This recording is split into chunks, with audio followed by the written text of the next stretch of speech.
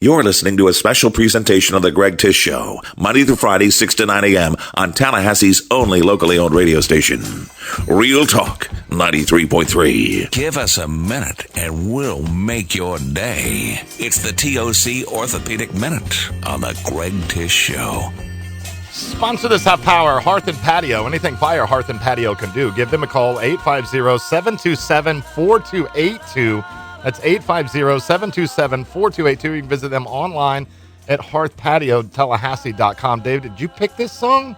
No, I don't know. I don't know what's going on here. I don't either. I think he was trying to find something zen-y. Yeah, something that makes you feel good in the morning. Okay, well, as we were just talking about. Very Austin Powers-esque. Yes, it was. Oliver will do that to you in the morning, man. Good morning, Starshine. Good morning. Oh, that was good morning, Starshine. Well, good morning, David. Good morning. Good morning. Minute. Today we want to talk a little bit about something that affects, everybody almost. I mean, if you live long enough, it will. Okay, and we're talking about arthritis. Right. When people come in, they always want to know what kind of arthritis they have. And there's this perception maybe that everything is rheumatoid arthritis. So there's a few basic forms of arthritis. The first one is the classic osteoarthritis. That's just the wear and tear arthritis. Now, we say wear and tear, but we really don't know why people get it. I've seen heavy people that are active that don't get arthritis, and very thin people who are not active who get terrible arthritis. So it's really hard to figure out why you get it, but that is just where, for no good known reason, the cartilage in your joint starts going to pot. Mm-hmm. And when we talk about the cartilage, we're talking about the shiny stuff you see on a chicken wing when you pop it open, that glistening white on the edge of the bone. When that starts going bad, that's arthritis. And again, it's probably more genetic than anything. We really don't know why it occurs, but it's probably something that we would all get if we live long enough. Just some people's cartilage wears out when they're 30, and some people's would wear out when they're 120. Now, we always see it because of Red Fox. We always see, I can't write anything because of my arthritis. And, right. And is that the most common area? I mean, the hands? And then is it the wives' tale with don't pop your knuckles because that'll give you arthritis when you get older? Well, actually, the number one joint to get arthritis in is the joint at the bottom of your thumb. But not necessarily, not that. I've seen people with horrible knees that have no arthritis in their hands and vice versa. Osteoarthritis is kind of sometimes random in how it hits. It's not a systemic problem when it runs out. No, cracking your joints is probably not a problem. That's a little bit of a wives' tale too. The other big form of arthritis we see is rheumatoid arthritis. Now, that is a little different. That is something that will appear sometimes all over the body at once or in different various stages. You can get it in one joint, but a lot of times that's more systemic. And that's where, for some reason or another, your own body has identified the joint or the tissues surrounding the joint as something foreign, and they're attacking it.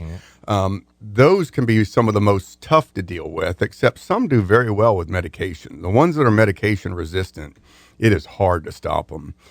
Another common one we see would be post-traumatic arthritis, and that's the person that had a fracture that went into the joint, tore the cartilage up, and the cartilage never recovers, and you start developing arthritis from there. So that's somebody that tore their ACL in high school who 20 years later needs a knee replacement. That's just, one knee looks fantastic. The one with the torn ACL looks like an 80-year-old person. Right. So that's post-traumatic arthritis. Degenerative arthritis, osteoarthritis, and post-traumatic arthritis are usually treated the same. Anti-inflammatories, Tylenol, ultimately maybe something like a knee replacement. Rheumatoid arthritis, there's actually several different categories of medicine that help work on the immune system. The problem with those is a lot of them are bad for the rest of you. So if you go on steroids for rheumatoid arthritis, it'll do a great job for the arthritis, but it's kind of hurting the rest of you. Right. When you said with the Tylenol and everything, I was like, I just imagine that's going to be good for your stomach after a little while. Well, the Tylenol, you got to watch out for the liver, but Tylenol is good for pain.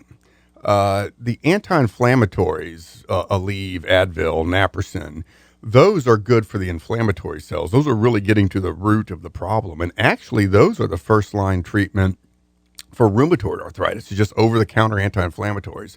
The problem is those you do worry about hurting someone's stomach, maybe causing ulcers without knowing about it, because not all of those are symptomatic. The last kind of arthritis we deal with, and fortunately, at least in my practice, it's the least I see, is sort of developmental arthritis. Somebody that's born with hip dysplasia, or somebody that's born with half of their knee that's a little dysplastic, so they develop arthritis earlier. For some of those folks, sometimes bracing can help, especially if they've got weird ligamentous problems where they're kind of sort of, their knees are kind of like Gumby. A brace can help with that. Mm-hmm. So those are the main things. So when people come in with just a worn out knee, a lot of them think they have rheumatoid arthritis and they want to go under this big workup for rheumatoid. And usually you can tell me, that's just wear and tear arthritis. It may affect your knee and nothing else, or it may affect your hip and nothing else. We said earlier that you've seen that people that overweight, but they're active, but they don't really have anything, and then people that they're in shape but are healthier but don't exercise as much, and they have it. Is there telltales of people like our age? In their late 40s or early 40s to early 50s? Not really, and probably nothing we can do. Now, the one that is pretty common is sometimes I'll walk behind somebody. Well, I used to say the mall. Nobody goes to the mall anymore. But when you see somebody walking down the road in front of you that's very bow-legged, I can say, yeah, they're going to have problems eventually. They're wearing out the inner side of their knee. But no, other than that, not really. It really is something we don't understand. Is it genetics? Is it something you were exposed to? We don't know, why do some people get arthritis and some don't? Now, we do know that if you are heavy and you have arthritis, the weight does exacerbate the pain. The weight may not be causing the arthritis, but it does exacerbate the pain. Your knee probably sees 3 times your body weight with every step. So if you can lose 5 pounds, your knee thinks you lost 15. So certainly weight loss is a huge part of controlling the pain once you develop it, regardless of the type it is. Yeah, I can imagine the compression that the knee's taking with people that are heavier set, and then, that's hell with most of the body. I feel, right. Since I've lost the 60, that I feel so much better. I'm not waking up in the amount of pain that I am. Now, I do wake up sometimes and there's pain, it's probably just because I'm getting older, but I'll have pain, in my arms or pain in my hands, and then also like my ankle. Also, is that something that I should be concerned about, or just because I'm getting old? If it's pain that hurts a little bit in the morning, but once you get up and moving, there's probably no treatment that is risk-free. And if you're doing pretty good, taking a few steps, that's probably fine. I mean, notice how stretching feels good. Our body parts like to move. So it makes sense that in the morning, when they haven't been moving all night, they're going to be a little sore the first few steps. But I don't know that that's worth taking a medicine that affects your entire body just to get those first few steps going. And you're certainly not doing any harm, kind of grinning and bearing for that. One other thing I'd like to say is that when you're first getting worked up for arthritis, a lot of people want to jump to an MRI, and that's really expensive. The patient usually has a copay of at least $100 if they have a copay at all. Sometimes the copay can be up to $1,000, and it takes a lot of time. So you may miss a half day of work trying to get the MRI. When if you're looking at arthritis, a regular x-ray can a lot of times lead you the way. If I get an x-ray of somebody's knee and they just have bone-on-bone arthritis, there is no cartilage left. It is an absolute unnecessary procedure to get a MRI. So I tell a lot of people, if you're coming in worrying about your shoulder hurting, your elbow hurting, don't get upset when your doctor says, hold off from the MRI. Let's just get a regular x-ray. Because again, if it's into the road arthritis, the MRI is not going to add a lot. Right. Now, if it looks pretty good, then we start MRIing it. But you can save yourself a half day, $100 to $1,000 copay, a lot of time by just starting out with a regular x-ray, and don't think your doctor's cheating you. Yeah, that's true. The one of the things, I guess, with athletes, I guess they should, like you said, having that surgery. You busted up your knee in high school, college, and had to have the surgery to fix your ACL, but you notice that there's been pain with that. Right. But then you have that post-traumatic arthritis. We know that when you tear your ACL, if we put the arthroscope in your knee, the little camera where we can look around, your cartilage may look pristine. But we've learned that when you tear your ACL, your knee was temporarily partly dislocated when you tear your ACL. You don't see it because it happens so fast, but your knee was not lined up right. And it raked those 2 parts of cartilage, the tibia and the femur, the thigh bone and the leg bone raked against one another. So we know that if you biopsy that cartilage, it may look normal, but you have damaged your cartilage badly when you tear your ACL. And so you worry that no matter what you do, arthritis is in your future. That doesn't mean don't get the ACL reconstructed. It probably slows it down, and there's no way to predict it. Don't think life is over when you tear your ACL. But yeah, sometimes when you do those things, no matter what we do to fix the fracture, fix the ligament, sometimes some microscopic damage has been done that's just not going to show itself for 10, 20, 30, 40 years.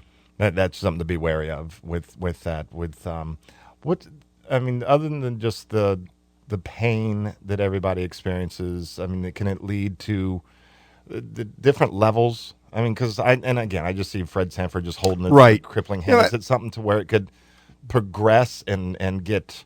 Regular osteoarthritis doesn't spread around. Okay. So if you get it in your knee, you don't have to worry that it's going to happen in your hip. It may happen in your hip, but it's got nothing to do with the knee. Mm-hmm. And you don't have to worry that, oh no, if I start getting cortisone shots in my knee, then it's going to make it so that I need them in my shoulder. Osteoarthritis doesn't spread around. And I see a lot of people that have every single joint in their body's normal, but one looks hideous. There's no connection. Rheumatoid is different. Mm-hmm. If you get diagnosed with rheumatoid arthritis, you do have to worry about it affecting other joints. But it's not that it's spreading. There's not, like inflammatory cells from your knee. They're going to get into your hip that's going to tear it up. It's just your whole body's kind of going after the joints. But no, there's nothing in post-traumatic, developmental arthritis, regular osteoarthritis that's going to spread from joint to joint. Okay. Well, David, thank you so much for coming in and talking a little bit. Making me cringe a little bit this morning. I was thinking of when you said with the ACL tear, and that made me cringe a little bit. But if you see the videos of them, it's not lined up for a second. Enjoy the day, my friend. All right, thanks. You too.